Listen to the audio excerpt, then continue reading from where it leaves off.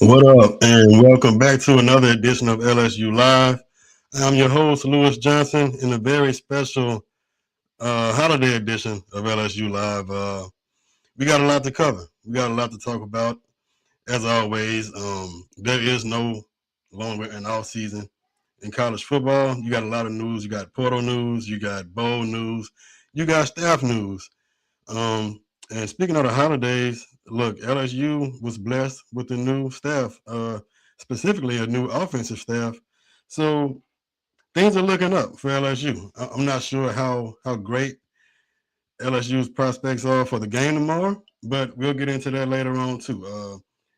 Look, uh, everybody's shorthanded this time of year, so LSU is definitely going to have its share of injured guys, opt-out guys, graduating guys who are ready to get ready for the draft. But either way, it's still LSU. You still got some high caliber athletes on the field, so anything can happen. Before we get to the Texas Bowl, uh, we're going to start on a positive note. A more positive note is that staff I just mentioned.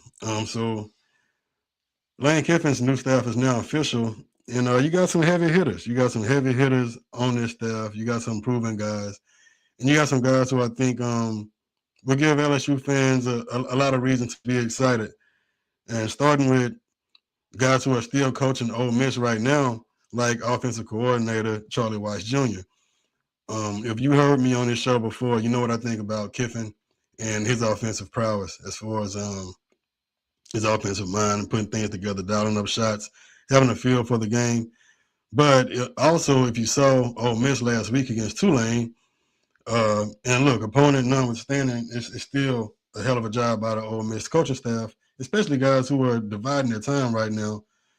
I think you'll see that Weiss needs to be respected too. Yeah, it's Kiffin's offense, but Weiss is still calling the plays, and there's a lot of skill in play calling. There's a lot of skill involved. It's not as simple as this guy gave me the game plan, so I'm gonna draw some plays. Nah, it's a feel for it. It's knowing what you're seeing. It's knowing how to communicate with your guys on the field to also know what they're good at, know where they are mentally at each point of the game, what you can call, who you can trust. So I don't want people to gloss over the skill set you're getting in Charlie Weiss Jr. He's done a great job, and he's continuing to do a good job for Ole Miss. From a selfish perspective, I would like to see Ole Miss go ahead and lose so Weiss can go ahead and put all of his energy into LSU football. But if you got a guy that's still running an offense in the playoffs, that says something about his value right there. Um, so you got OC Charlie Weiss Jr., you got quarterback coach Dane Stevens, running back coach Kevin Smith, which is the reason you couldn't hold on to Frank Wilson. You don't what position is Frank Wilson going to coach if you're going to bring along Kevin Smith, who's been with Lane Kiffin since his Florida Atlantic days? So it's now official. Kevin Smith is coming over too. Wide receivers coach George McDonald, another guy who I want to highlight from that Ole Miss offensive staff, who LSU should be glad to get. So it's no secret. Ole Miss has been very productive on the offensive side of the ball. They have run a high level offense, a very efficient offense, and a big part of that offense is the receivers. And if you look at Ole Miss's groups of receivers from year to year and where these guys are as recruits, and you look at LSU's production from year to year at the position, albeit in different offenses, because you gotta be fair to the guys playing the position, but you also have to consider the coaching staff and the job that they're doing. From a recruiting standpoint, Ole Miss's receivers are never going to measure up to LSU's receivers. From an on-field production standpoint, Ole Miss's receivers, guys like Caden Lee, 3-star guy, a guy like Trey Harris, who came from Louisiana Tech. Look, these guys have been extremely productive. Have played themselves in the, pretty high level NFL prospects. Harris, I think, went the second round last year. So that says a lot about George McDonald and what he's doing. Yeah, you're getting guys from the portal, but you still got to produce. There's still some development once you get on campus. I don't care what stage you're in your career once you get to campus. It's not just showing up and playing. Your position coach has a lot to say about your success or your level of success once you get on the field. So George McDonald, just like Charlie Weiss Jr., another guy who I think LSU fans should be very excited to get. You got a tight end coach, Joe Cox, former Georgia Bulldog. You got offensive line coach, Eric Wolford, from Kentucky. On the defensive side of the ball, you got some holdovers. Fortunately for LSU, you got some holdovers from the old staff. Guys like Corey Raymond, Jake Olsen, Kevin Peoples. These are all guys that have, I think, proven their worth at LSU. I mean, obviously with Raymond, but even guys who don't get as much publicity, like a Kevin Peoples, who coaches the edge position, he's done a good job. The splash hire here is going to come at the defensive line coach, Sterling Lucas from South Carolina. And you've had a couple different names kind of floating around as far as where LSU would look for that defensive line coach. You had your guy from Syracuse. Of course, you got to have Coach O rumors. Anytime anything is open regarding LSU, you got to have Coach O rumors. That's just the rule. But Sterling Lucas is a good coach. And the same way I highlighted McDonald and Charlie Weiss on the offensive side of the ball, Sterling Lucas is going to give you a similar level of excitement, of I guess, encouragement as far as what the development will look like at that position. South Carolina, like Ole Miss, is not recruiting at the level that LSU does year in and year out. But if you look at that South Carolina defensive line, they are outperforming, especially in 2024. They are outperforming most schools in the country. And you got a 5-star here and there, like a Dylan Stewart.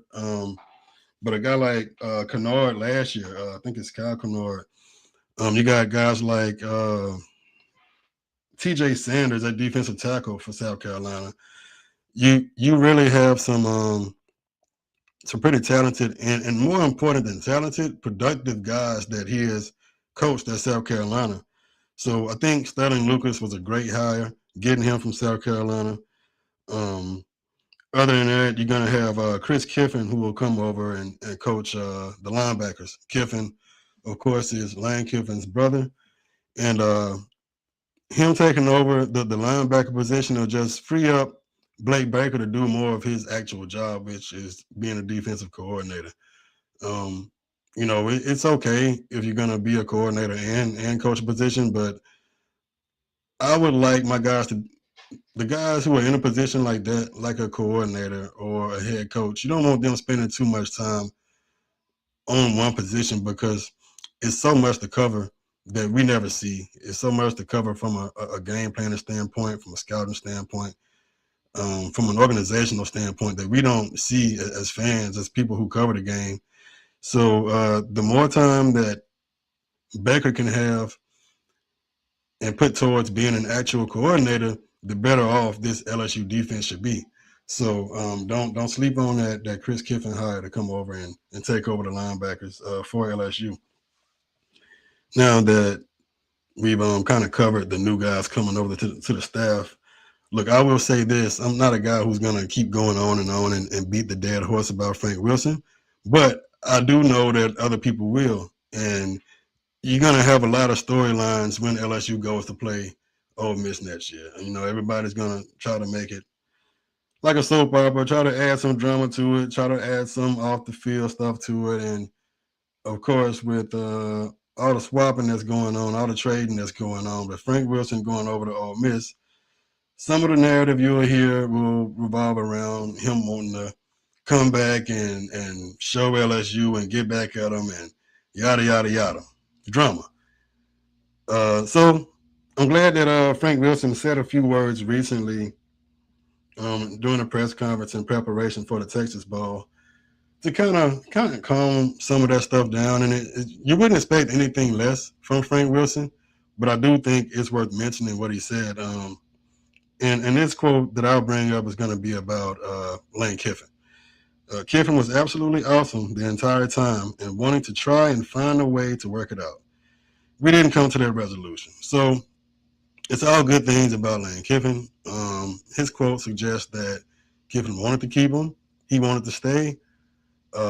Between the guys that Kiffin was going to bring and the options that Wilson was going to have away from LSU, it just didn't work out. And that's part of the business. It doesn't always work out.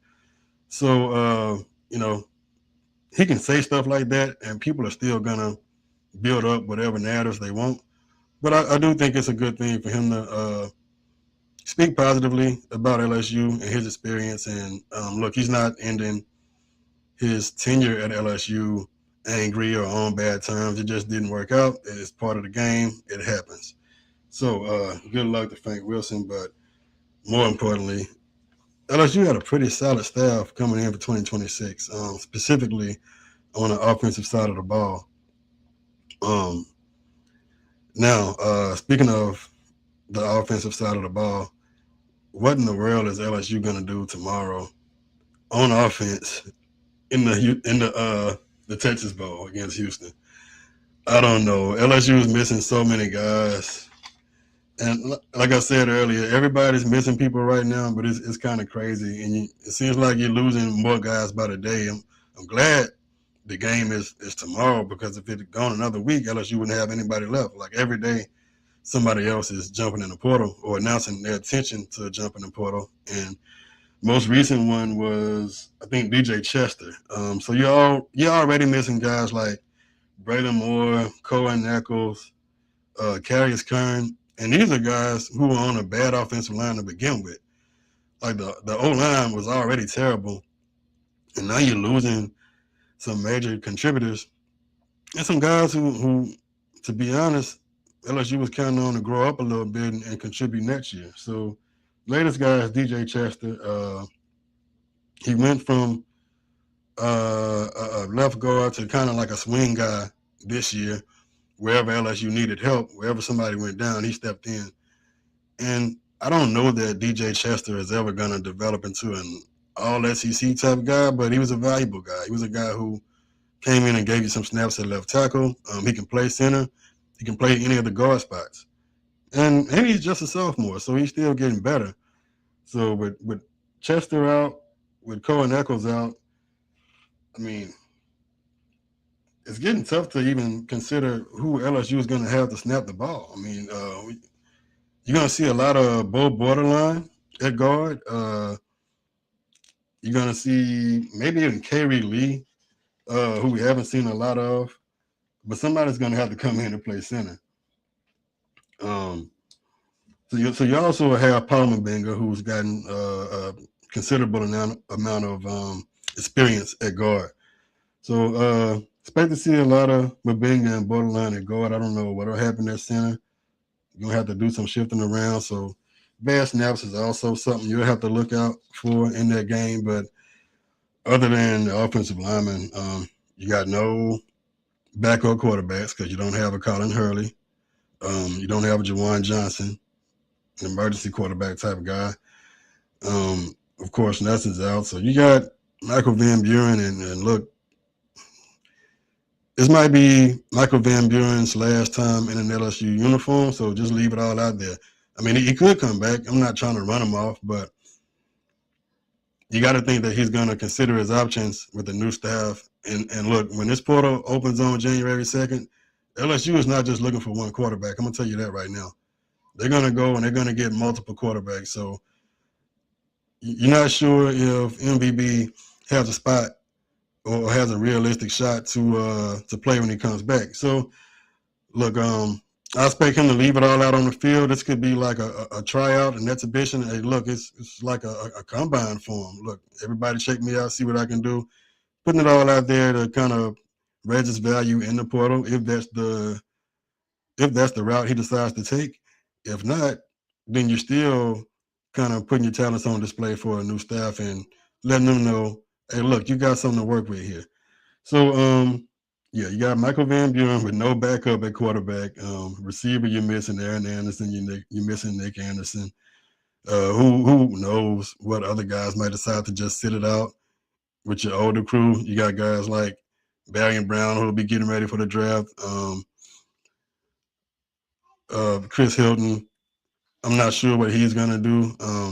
You would think that he might want to come in here and have one last big hurrah, one last show to show that he can make some big plays because this is a guy that tends to do this kind of stuff in bowl games. He goes off, and I hate it for Hilton because he never really was healthy long enough. Either his health failed him or the offense as a whole failed him. I don't think he was able to adequately show his talent and his ability while he was at LSU.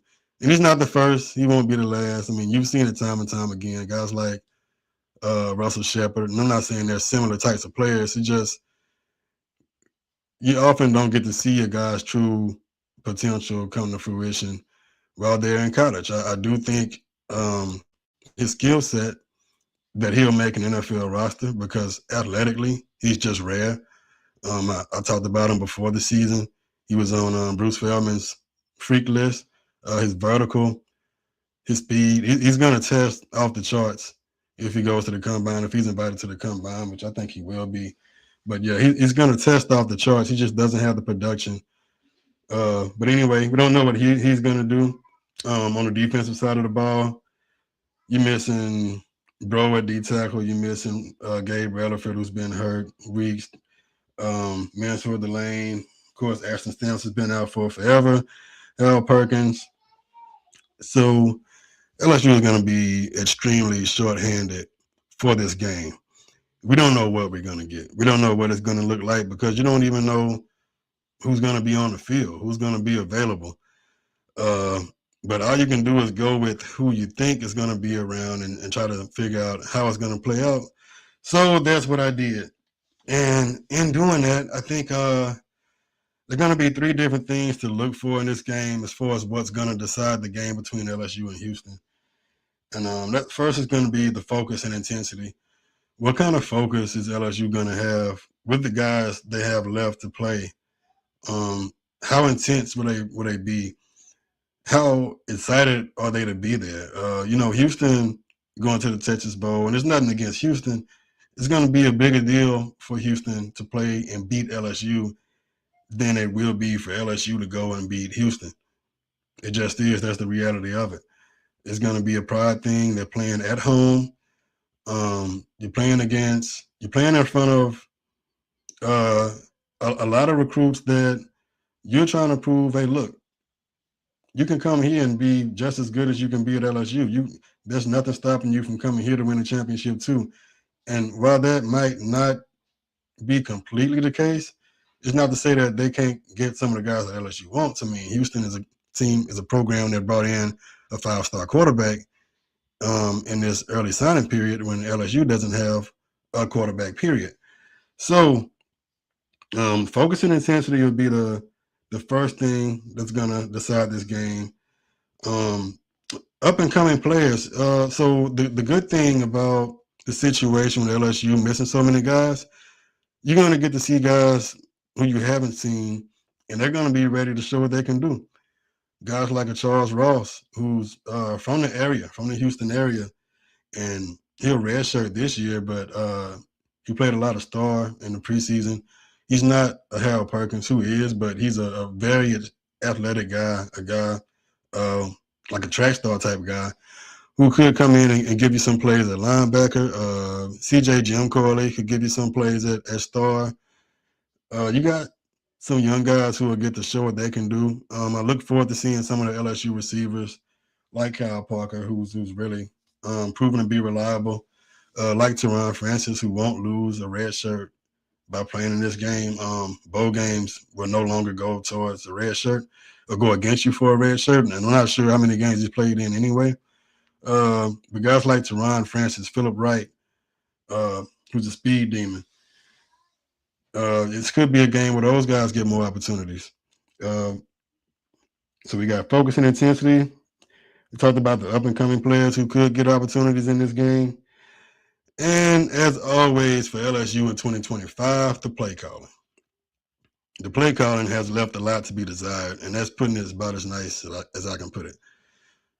Now, if I'm going to be fair about that, I also got to say that you're pretty limited when you don't have productive quarterbacks, you can't block.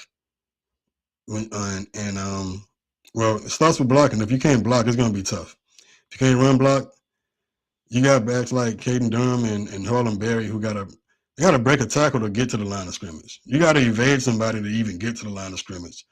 So you can't run block, you can't pass block, and of course you get bad quarterback play as a result of that, or as a combination as a result of protection or lack of just pure ability. Either way, you're getting bad quarterback play. So that makes it tough on a play caller. I think with this being a bowl game, but LSU really having nothing to lose in this game, I think you'll see some typical bowl game play calling, trick plays, going all out. If you remember LSU against Arkansas, you saw LSU just opening it up, like throwing everything but the kitchen sink at the defense. Philly specials, reverses, uh, you name it. Why not? Go for it. Leave it all out on the field because you got nothing to lose. If LSU loses this game, who cares? Everybody's excited about the new staff and what Lane Kiffin is going to do from 26 moving on. If LSU wins, it's great. You won with half a team, and you created some positive momentum going into the offseason. So it's a tough game to call. And if you're not that familiar with Houston, I'm gonna give you a little background on them. Houston has had a good year. Went 9-3 after going 4-8 in 2024, so that's a pretty big improvement. Let's see what comments we got here.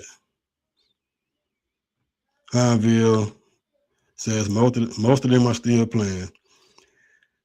Most of Houston's team, are still playing. Most of LSU's players are I wouldn't say most. I would say a good bit of them, but your opt-out / injury list is down near up to 20. So can't agree with you there. My man Craig McMichael. Lou, they need you to get ready to check it. MVP is probably on his way out. Craig, you might be right, man. You might be right. That wouldn't surprise me one bit. And who knows? You could have a situation like the Texas Bowl LSU was in a couple years back in 2021, where you had John Trey Kirkland, a former wide receiver, playing quarterback. And Juwan Johnson would have been ideal for that role this year, but he's also entering the transfer portal. So look, who knows? Who knows what LSU looks like at the quarterback position? Fair to say MVP won't be going to UGA. Nah. He's been a Bulldog before at Mississippi State. I don't think he'll go to Georgia and be a Bulldog nothing against him, but unless he wants to be a backup. Now, to be fair to him, he's still young. He's finished up his second year. So who knows what Michael Van Buren can be if he goes into a season preparing to be a starter, taking the bulk of the reps, playing in a functional offense too. I mean, the offense you're playing in can make everybody look bad. So it might not be quite as bad as it looks as far as his potential, but I think it's fair to say that LSU is going to be looking for bigger fish, if you will, at the quarterback position. But back to Houston. Houston went 9-3. Got Connor Wegman at quarterback, and LSU fans should be pretty familiar with Wegman. He was a former 5-star guy that went to Texas A&M, and LSU was just knocking them all over the place in 2024. He couldn't get a pass off. Excuse me. He goes out, and that was the end of LSU's season because when he went out, Marcel Reed came in and he ran for 1,000 yards in one half against LSU. And that was that. But anyway, Wegman, former 5-star, and the reason he was rated so highly coming out of high school was a guy with good size, not great size, but he's got good size, but he's got great arm talent. I almost said elite. I won't go that far as to say elite arm talent, but he's got great arm talent. Big arm. He can make all the throws. He's not a runner, but he's athletic enough to keep the defense honest. So you'll see some zone read. You'll see him keep it from time to time. This isn't a guy who's going to strike fear in the defense with his legs, but he is a guy who can hurt you. And previewing this game with Jackson Johnson from the Voice of Alabama and the Voice of SEC, previewing this game a few days ago, I called Conor Wegman a diet Jackson Dart. He's a toolsy guy, an accurate guy, a guy who can make the defense pay with his legs, but he can't take over the game with his legs. So, and he's also a tough guy too. He can take a lick, so that shouldn't be glossed over as a quarterback. You got Wegman at quarterback. You got some good backs. Dean Connors is going to be a very physical back out of the backfield. He's a north and south guy. He's going to be a very physical runner. He's going to be tough to bring down. But I also think that this style of offense, for the most part, is going to play into what LSU's defense is good at, which is stopping the run from the running back position that's straight at you. Like, if you try to line up and just run strictly between the tackles at LSU, they've been pretty solid at stopping that. It's when you get the misdirection involved, when you get the quarterback as a runner involved, when you get those linebackers to hesitate, is when LSU has gotten in trouble. So Dean Connors is a good running back, but I think as far as what LSU is built, they're built to stop an attack like that. The next guy I'm going to mention, LSU is not built to stop him. They haven't stopped it all year, and I can't say I expect them to stop it tomorrow. And that's at the tight end position with Tanner Cozio. Tanner Cozio has been a very productive guy for Houston, for that offense. This will be his last game. He's going to be looking to go out with a bang. And you can rest assured that that coaching staff is going to be looking to send him off with a bang. So LSU has had trouble guarding the tight end position and the running backs in the passing game the whole year. That's been a consistent weakness. You know, everybody talks about LSU can't stop the fast, explosive quarterback, and they haven't. But this has been just as big as a problem. You look at the Vanderbilt game, you look at the Ole Miss game, tight ends have absolutely killed LSU, and this is a good one. This is another good one. This is an NFL guy in Tanner Cozio, so he could do some damage to that LSU defense.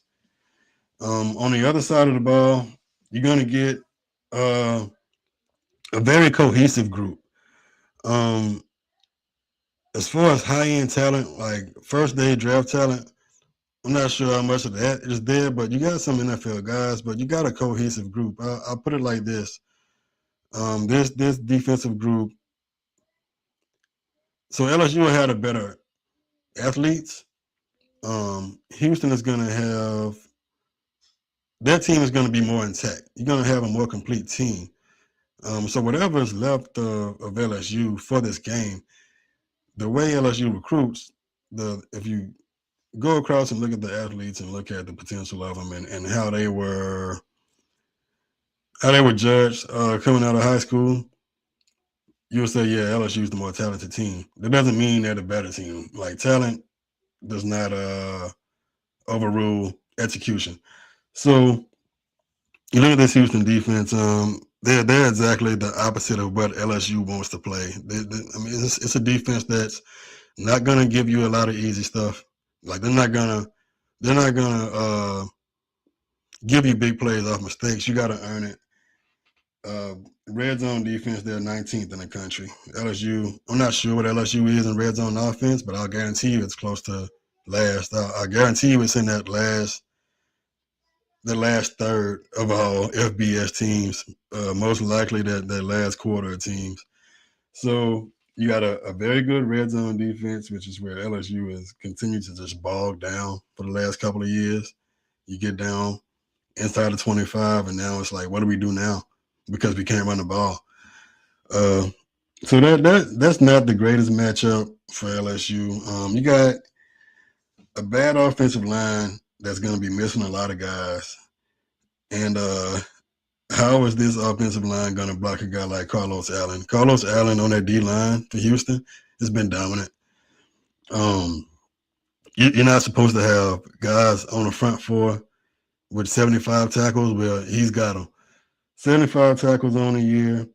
Um, on the perimeter of the defense, on the outside, you got Will James at safety, and he's one of those guys that's good in both the run and the pass. You know, as a physical guy in run support. He's got 3 picks on the year. So I got to think that James, back when AJ Hossey was there, that gave you a pretty formidable duo at safety. If James was even there last year, he could have transferred from somewhere. And also, the Houston defense is great on third down. They're good at getting off the field. So they're good at everything that LSU is bad at an offense. As an offense, third down, red zone, and stopping the run. So it's going to be a tough matchup. I don't know that LSU can get in the upper 20s on points. I mean, LSU has been they've had trouble scoring 20 points against themselves. So against a solid defense, it's going to be tough. I mean, this is the same team that couldn't score against Western Kentucky. No, I'm wrong. It's not the second team. It's not the same team that couldn't score against West Kentucky, because it's that team minus a bunch of players that contributed or who contributed. So, look,